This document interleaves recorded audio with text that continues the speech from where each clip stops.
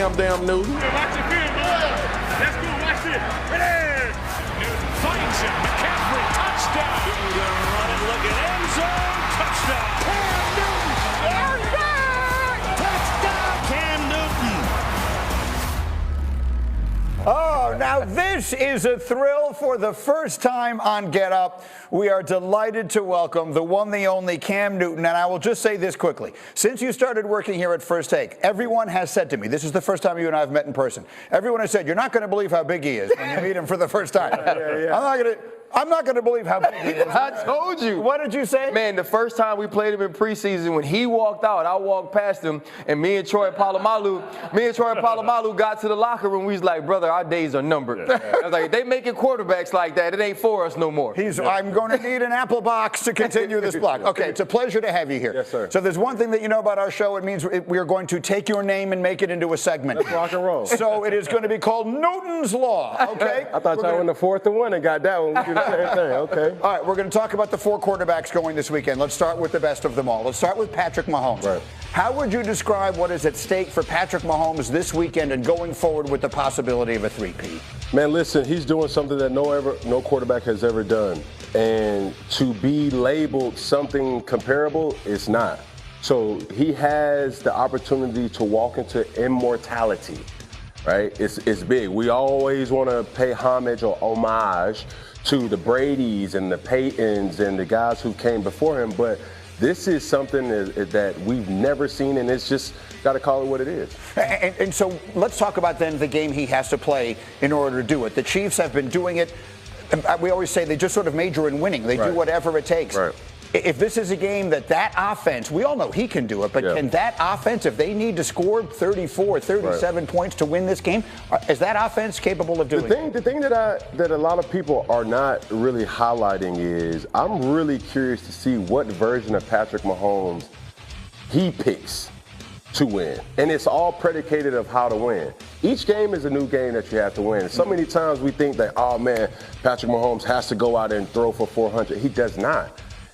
I call it like this. It's an oxymoron. The quarterback who throws for the most passing yards in this game will lose. Understand why. Okay, the name of the game is controlling the line of scrimmage. Also, Bart, you got a situation where in the past week, what's been the common denominator? He who protects the ball wins the game. Therefore, if you protect the ball, keeping it at around 200, 220, 250, that's a clean game. Going into that 300, 350, that means desperation is on the horizon. You agree with that part? Yeah, absolutely. And that's what I'm talking about. Really, it's going to come down to the red zone and what exotic formation does Andy Reid have, and are the Buffalo Bills prepared to stop him when they see something they've never seen before? Well, but to me, I think the difference is this. When you go back to that first game, Patrick Mahomes did commit the turnover. And in the end, when Josh Allen had to go above and beyond the X's and O's on 4th down, he did that, carrying tacklers into the end zone. And so I think Patrick Mahomes at some point in this game is going to have to lift his team up on his back. And no quarterback has done it throughout his tenure more than Patrick Mahomes has. Next question on Newton's Law. And for the record, my idea was Cam I am, but okay, I got voted down. Here we go. Josh Allen. Yep. Finally getting a chance to slay the dragon. Yep. What is at stake for him on Sunday? Legacy. But can you beat Goliath? I think that's where I'm hearing you guys talk in the background and backstage, and I'm saying to myself, that's why we look at Burrow different. Yeah, it's not that Burrow has won an MVP. Mm-hmm. It's not that Burrow has won more games. We look at Burrow different because Burrow went into the trap and took over the trap. Yep. And now even lost in the Super Bowl, but we look at him different primarily. He beat Patrick Mahomes. And that's even more of a challenge in its own right. But this is the caveat about Josh Allen that I kind of sensed early for Lamar in the game. You don't got to do too much. Right. Mm-hmm. You do not have to do too much. Trying to make the play, we know that you have to have a good game. That's personally. But overarching, you have to play a clean game. Let the guys around you make a play. And to Bart's point, that may be a concern in this whole. To be clear, I mean, we used to say this about you. Does Cam Newton need to be Superman for his team to win this game? You're saying Josh Allen doesn't need to be Superman for his team to win this game? He does. Let's not get it confused. Okay. He does, but playing clean football supersedes being Superman. Yeah. Well, I tell you, Josh Allen's going to have a slow heartbeat, right? Can he stay composed? You know, because you can say whatever you want about beating somebody in the regular season. It's different, right? We beat each other in the regular season, but when it comes to the playoffs, your heart rate wakes up, everything moves faster, and it's about, can you make the right play? Because everything speeds up. Can you slow it down? And can you keep your teammates, involved? He has to find a way to not be a control freak, right? The ultimately talented people, the people like Cam Newton, they feel like they can fix everything. Yeah. Oh, we can't get a stop on defense? Watch what I go do. Oh, he's not catching the ball? I'll use my legs. Josh Allen can't get into that game. If somebody drops a pass, he has to go back to him. If the run game isn't working, he has to be comfortable with turning around and handing the ball off. But when it does get to those moments and they call his name, that's when he has to show up. The thing is, this year, they don't have to call on him to do that as much as they used to. Can I say something? Of course. Too? There's an iconic picture of Tom Brady on the sideline, and the thing that people see is he's mad. What if things go crazy early on? Mm-hmm.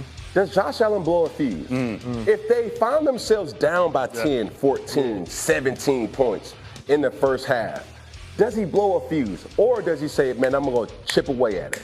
I'm going to chip away at it. And that's the caveat that differentiates the different types of players. You're extremely talented, but I don't have to do it all by myself. When you look at this season, the only time that they were in that position was at Baltimore early on in the season, and we saw him start to struggle because there was nobody who could make those plays. Right. So it's about keeping this game, and with the way Kansas City plays, it should be that. It's about keeping this game in a place where Josh Allen doesn't feel that pressure to do those things. Let's go to the NFC game. You had one of the great rookie seasons any quarterback ever had in NFL history. We've seen a few of them in the AFC Championship game. Speaking of which, let's do X Factors for Championship Sunday. RC, let's talk about the Eagles. Give me a championship X Factor for Philadelphia. Mr. Inner Excellence himself, A.J. Brown, especially if Jalen Hurts is hobbled. He can go outside and win in one-on-one situations. He has to come up with big catch and run. He has to make some big plays down the field. If you might lose the chunk aspect of your run game without Jalen Hurts, then A.J. Brown has to be able to produce some of those things in one-on-ones outside. And Tannenbaum, that plays perfectly into your X Factor. Yeah, RC, I'm coming right back at you. You say A.J. Brown, I say Marshawn Lattimore. We just talked about it. I love the physicality of his play.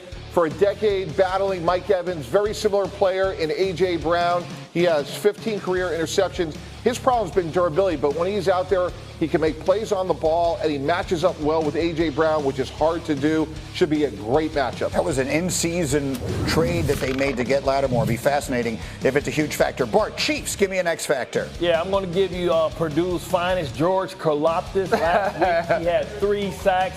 He's become he was always great at setting the edge in the run, but now he's added, a pass rushing to his repertoire. They're going to focus on Chris Jones, who's going to give him opportunities. When you get to the big man, you got to get him down, and he's big enough to do it. And Graziano, how about the other side? Buffalo, X Factor. I'm going to go with Von Miller. They signed him in free agency after the last time they lost the AFC Championship game to the Chiefs, or maybe it was after that divisional loss to the Chiefs. Anyway, hasn't been a factor for Buffalo to the extent that they wanted him to. They eased him up in terms of his snap counts all year, so he would be healthy for the postseason. They feel like they can deploy him more in this game than they have been this year.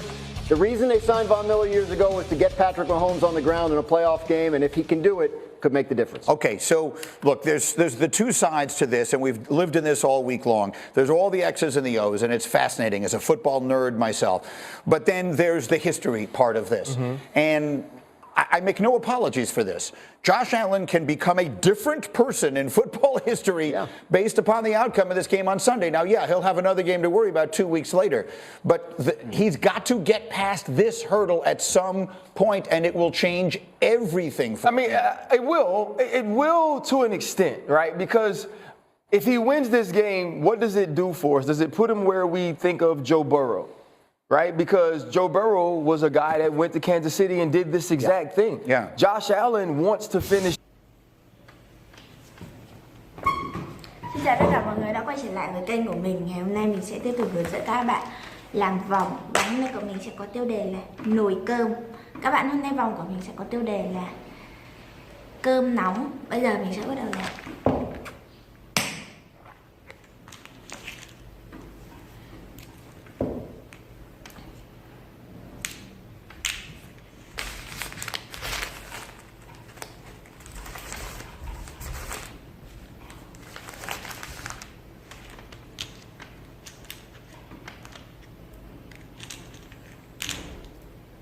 Một cam đầu tiên.